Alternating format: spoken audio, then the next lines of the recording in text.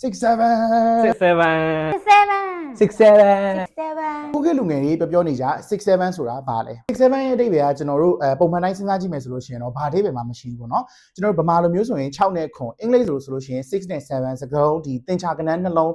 ကပူးပေါင်းကြည့်မယ်ဆိုလို့ရှိရင်ဘာအဓိပ္ပာယ်မှမရှိသလိုပဲသူ့ရဲ့အဖြေသူ့ရဲ့တုံ့ပြန်မှုလည်းဘာအဓိပ္ပာယ်မှမရှိဘူးပေါ့နော် literally meaningless ဖြစ်ပါတယ်ဒါဆိုလို့ရှိရင်အခုခေတ်လူငယ်တွေက67ကိုဘာလို့သုံးကြရလဲ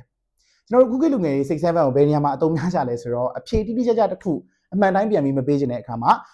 ဘာရဲ့မဟုတ်တဲ့မင်မရရမဟုတ်တဲ့တုံ့ပြန်မှုတစ်ခုကိုစနှောက်ပြီးတော့ literally nothing ဘာမှမဟုတ်ဘဲနဲ့တုံ့ပြန်ခြင်းတဲ့နေရာမှာကျွန်တော်တို့က67ဆိုပြီးတော့ပြောကြပါတယ်နောက်ပြီး67ရဲ့ motion ကဘာနဲ့တူလဲဆိုတော့မတီးဘူး I don't know I don't care ဆိုပြီးတော့ဒီလိုမျိုး shrug လုပ်ပြတဲ့အမူအရာနဲ့တူရဲပေါ့နော်ဆိုတော့ကိုကအဖြေတစ်ခုကိုမင်မရရမပေးချင်တဲ့အခါမှာဘာရဲ့မဟုတ်ဘဲနဲ့ဒီတိုင်းတစ်ခုကို literally nothing ပြန်ပြီးတုံ့ပြန်ခြင်းတဲ့အခါမှာကျွန်တော်တို့က67ဆိုပြီးတော့ဟာတာအနေနဲ့တုံ့ပြန်ကြရမှာဖြစ်ပါတယ်ဥပမာအနေနဲ့ကွာကျွန်တော်နမူနာအနေနဲ့စာကြောင်းတစ်ခုသုံးပြီးပြောပြရမယ်ဆိုလို့ရှိရင်ဥပမာထားပါတော့ကျွန်တော်ရုပ်ရှင်ရုံသွားတယ်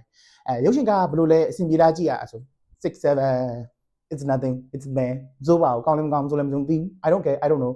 literally nothing ဘာအဓိပ္ပာယ်မှမရှိတဲ့အဖြေပေါ့နော်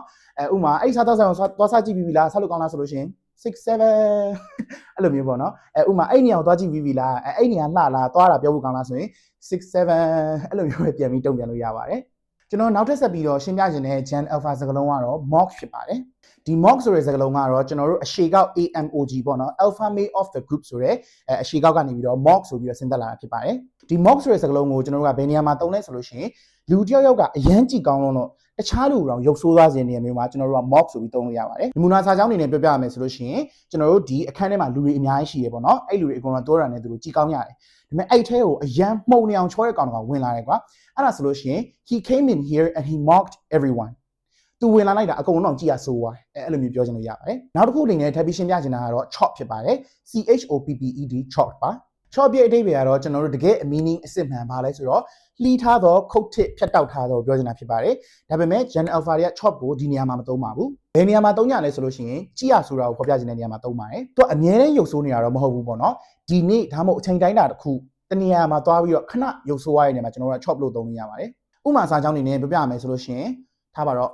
ငါအဲ့ selfie ထဲမှာကြည့်ရဆိုလိုက်တာအဲ့ selfie ကိုမတင်စမ်းပါနဲ့ဆိုလို့ရှိရင် I look so chopped in that selfie don't post it ဥပမာအဲ့ကောင်မှလည်းဒီနေ့တော်တော်ကြည့်ရဆိုနေရဆိုလို့ရှိရင် she looks so chopped today အဲ့လိုမျိုးပြောလို့ရပါတယ် chop နဲ့ mock နဲ့ဘာကွာလဲဆိုလို့ရှိရင် chop ကကြတော့ကြည့်ရဆိုတာတစ်မျိုးတည်းကိုသုံးလို့ရတာပေါ့နော်ဥပမာ तू ကဒီနေ့ကြည့်ရဆိုနေရဆိုလို့ရှိရင် he looks so chopped today လို့ပြောလို့ရပါတယ်